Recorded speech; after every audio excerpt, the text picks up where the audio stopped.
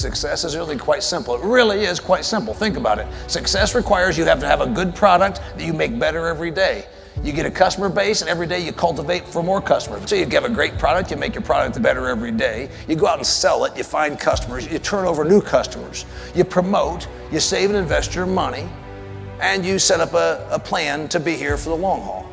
It's really all pretty simple, right? Meaning it's not complex. But simple doesn't mean easy. Right? There's a difference between simple and easy. Running is simple. Is it complex? Is it complicated? Most people started running when they were little kids. It's like walking, only faster. The mechanics are not complex. We've been doing it since we were children. But then why don't all of us run marathons? Because it's not easy. So it's the same thing with our businesses. While it's not always complex, it doesn't mean it's easy. All right, so you guys ready to talk about how to reinvent your business?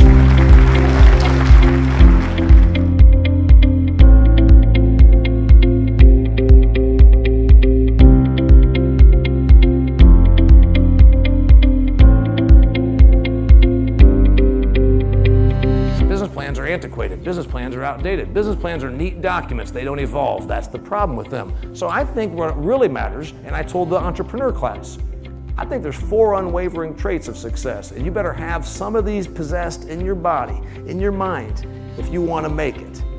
And they are risk tolerance, drive, resilience, and vision. You know what vision is? It's real simple. It's seeing what others don't. Well, my wife and I have one skill, one attribute, one trait together. We can both look at something that looks like terrible, an absolute disaster, and we can see what it can become. That's why we work well together. That's probably what she saw in me. She thought that maybe I could be something someday. Well, the world is not a kind place. The world gives you 2 options, and those options are very, very simply extinction or evolution. That's it. 99% of the species that have ever roamed the planet today are extinct. They are dead, never to be heard from ever again. Think about that. And you're saying, Damian, I'm not a woolly mammoth, I'm a business. Oh, you've heard the stat, less than 50% of the businesses even make it to 5 years. But you've been around for 5 years. You've been around for a longer time. But don't think for a second that size or time in the marketplace guarantees anything. Think of the name brands, the companies, the businesses that you do business with that have been around for 100 years. It's a pretty short list, is it not? I resisted Uber because I'm not an early adopter, and I also had one other reason. At Northwest Elementary School in kindergarten, they brought in a local police officer, and he said, children, don't ever get into a car with strangers. And now it's a business. Doesn't make any sense to me. Paying money to do what the cop told me not to do in a kindergarten class. But the Uber fares are about half of what a cab fare is. Because somebody came with this idea. Wait a minute, all these folks got spare time and they got a car and they'd like to make a little money and they'll come and haul you around. It makes sense. I don't understand the sharing economy. We got the Airbnb, we got the shared ride service. I'm convinced we're going to end up with a new app called the Leftovers app. Why go to McDonald's? Larry's 3 blocks from here, he's got a cheeseburger left over. Yeah, he just grilled out for his kids and one of them wasn't home, so he's putting a cheeseburger out here. Well, it's bid up to $1.49 right now. Yellow Cab or any large city cab company probably never once ever thought their competition was Uber. The real issue here is if all you ever do is focus on your competition instead of where the client's needs are, you're going to get left behind. Yellow Cab thought their competition was some other cab company or the bus or the train. Never for once thought it was Bob over here with his car. What are you doing to stay relevant?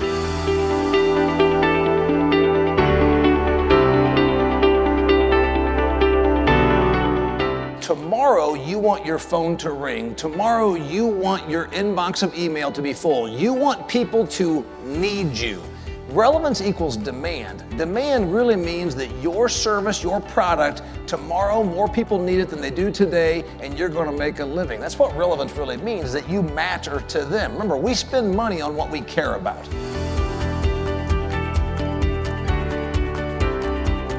The 3 options to reinvention are quite simple.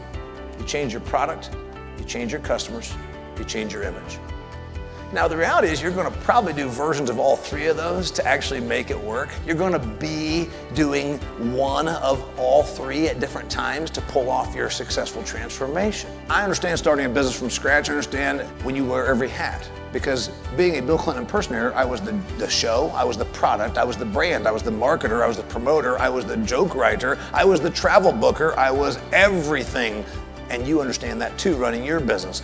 The commas might move, but it's the same principle. You're working on bringing in revenue and putting a product out there that serves a client. It's the same principle. So I learned to look at myself as a brand and as a product. And that's what we're going to talk to you about now, is what you look at when you see yourself as a brand, as a product. What do you see? What does your customer see? And what needs to change to thrive next year and next decade? Damian just left our base conference and he absolutely knocked out of the park. An hour and a half of entertainment and relevant information.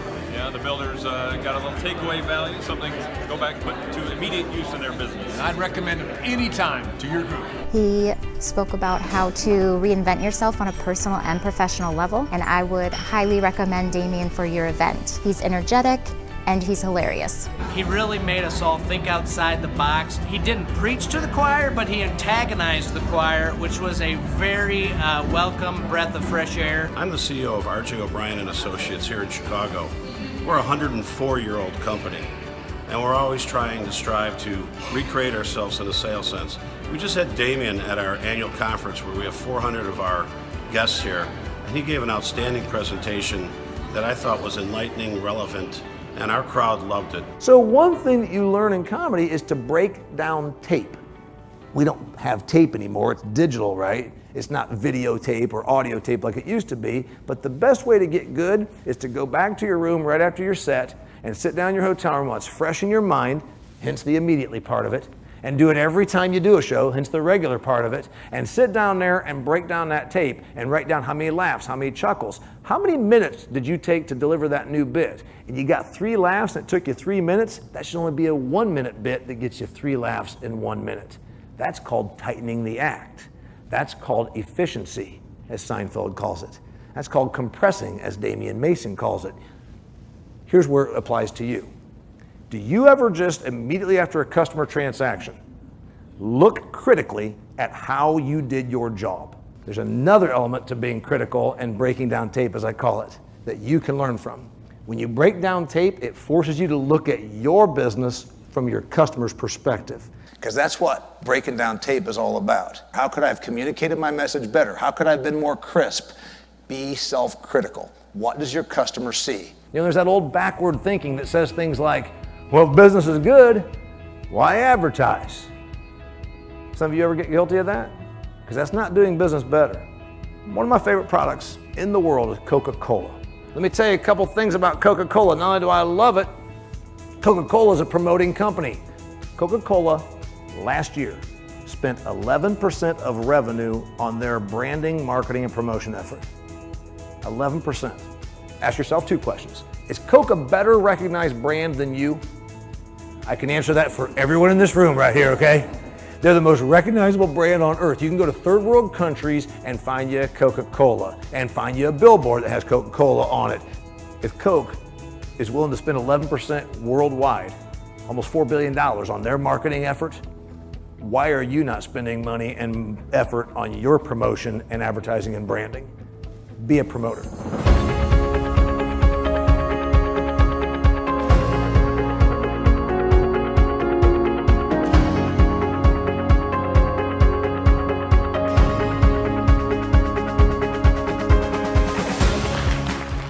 We should define sustainable by what our wonderful accomplishments are. We are using less land to make more food with less diesel, with less erosion, with less natural resources than has ever been done before.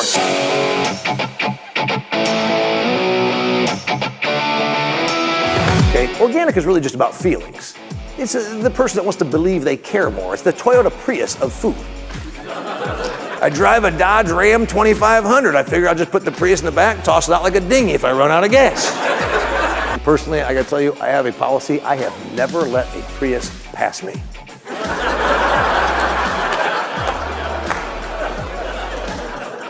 Even if I'm on foot.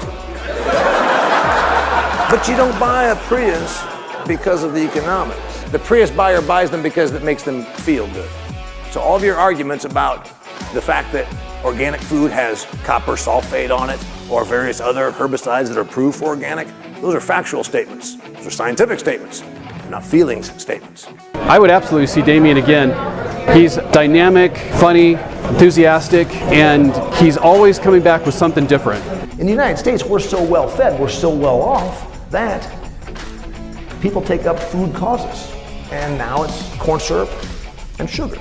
Everybody believes that Bud Light created this whole controversy, as I call it, but Bud Light had nothing to do with this whole controversy. Bud Light just capitalized on it, as any savvy marketing company does. Anheuser-Busch is pretty darn good at advertising, aren't they? Who doesn't remember some of their great Super Bowl ads? After 9/11, when they showed those Clydesdales come out and salute the former Tylers, you about cried.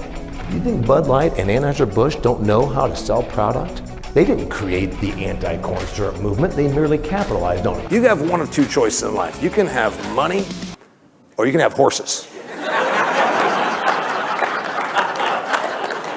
And you'll never have both.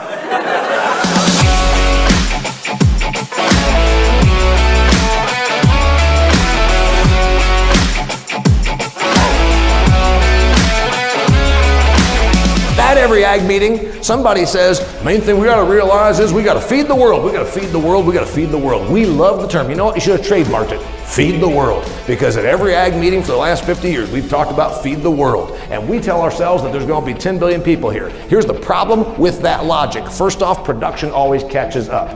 We got 7.6 billion people on Earth today. 800 million of them are kinda hungry. Maybe starving. 800 million of 7.6 are kind of hungry to starving. 20 years ago, it was 1 billion, meaning 200 million more, and the population was 6 billion. We put 1.6 billion more mouths on Earth and decreased the number that are starving or hungry by 20% in the meantime. Production always catches up. We love the story of Feed the World because it plays right into our strength. We're good at making lots of stuff. So we don't have to change, we just keep on making stuff. Well, guess what? Change is coming. That's what we need to grasp, is that it's not about feeding the world 20 years from now, because the world's gonna have enough food. It's your dollars. We will continue to produce it. For the first time ever, you can be a beef rancher in Montana and grow Scottish Highland steers that are stroked by your daughter's brush every day and blessed by a rabbi, and each of them is named Clarence. And you'll find somebody through the foodie movement and the internet that wants to buy a Scottish Highland who is petted by your daughter and blessed by a rabbi named Clarence. I'm not kidding. I have an all-natural beef operation. Does anybody know what that means? I don't either. I just charge more for it. What I liked most about Damian's presentation was, one, his relatability and humor, but also his use of facts and information that consumers and producers can take home and utilize to their benefit. And we're all grateful for his ability to tell relatable stories to a pretty broad audience that connect agriculture and our basic human existence, make ag a digestible conversation, and bring a little humor to the table. Just like when I make jokes about the USDA, because I got a brother that works for the USDA. Actually, that's not true. He's employed by the USDA. The business of agriculture needs to understand that as much as we talk about these consumers, we must understand that we work for them, that they have a lot of money, and also that we can peacefully coexist. But we must first understand they don't get what we do. Here's what really matters. People care about themselves. They care about themselves and their feelings, and that's what matters. So always make your story about them. If you eat it, drink it, or smoke it, agriculture produced it. And these things are pretty clever, right? So my wife, and I just printed up, and my wife says, are those gonna be a hit? And I said, I don't know, it's like a joke. You gotta try it out a few times, but I couldn't do that. So I printed up 1,000 of them. And you never know. First gig I did out of the chute, Colorado. These things flew off the table. I'll see you out there, thanks.